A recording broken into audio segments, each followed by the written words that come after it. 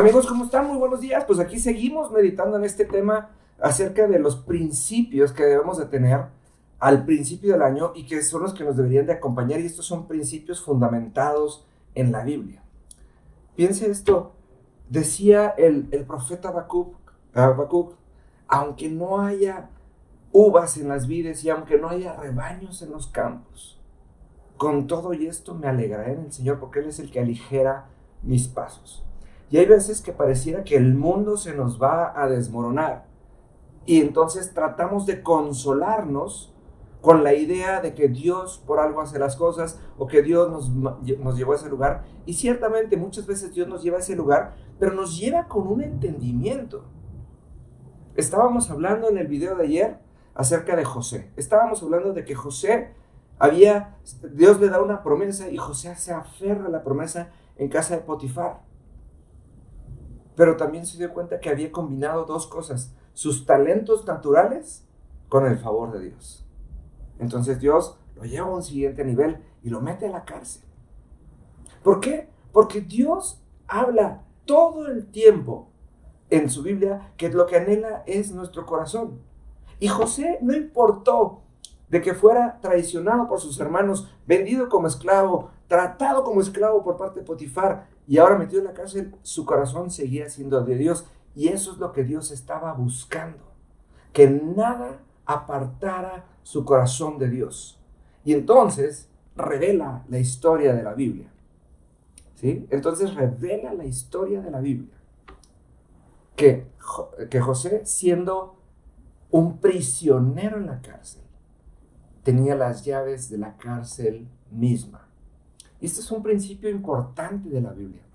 Hay veces que Dios nos va a dar la oportunidad de salirnos con la nuestra y de zafarnos de las situaciones.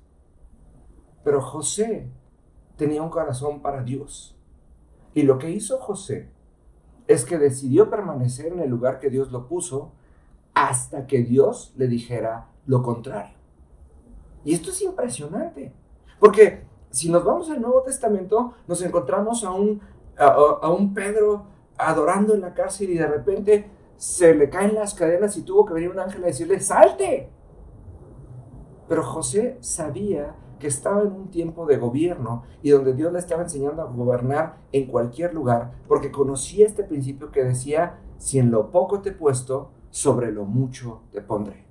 Entonces José entendió que Dios no lo llevó a enseñarle algo, sino que Dios lo llevó a practicar la promesa que Dios le dio. Por eso a mí me encanta cuando alguien viene y me da una palabra de parte de Dios, y sobre todo si está fundamentada en la Biblia. Yo recuerdo la primer promesa que alguien me dio cuando tenía yo 11 años. Me regalaron el Salmo 37, verso 4 y verso 5. Deleítate a sí mismo en el Señor y deleítate a sí mismo en el Señor, y Él te concederá las peticiones de tu corazón. Encomienda al Señor tu camino y confía en Él, y Él hará. Y yo me acuerdo que mis primeros años en la fe, por años tuve que vivir aferrado a esta cita, porque pasé cosas buenas, pasé cosas malas, pasé muchas situaciones, pero era más importante lo que había dicho. Y esta cita empieza con un: deleítate a sí mismo en el Señor.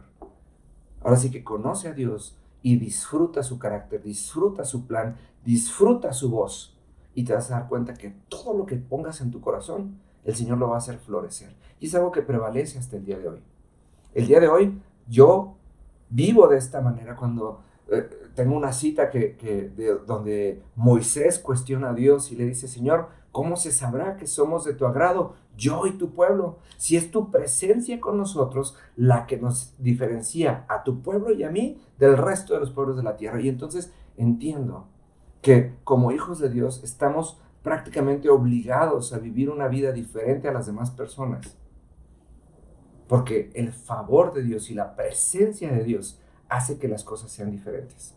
Tenemos que aprender a vivir como verdaderos hijos de Dios, entendiendo que Dios va a hacer cosas espectaculares en nuestra vida y no nos podemos conformar con salir del paso.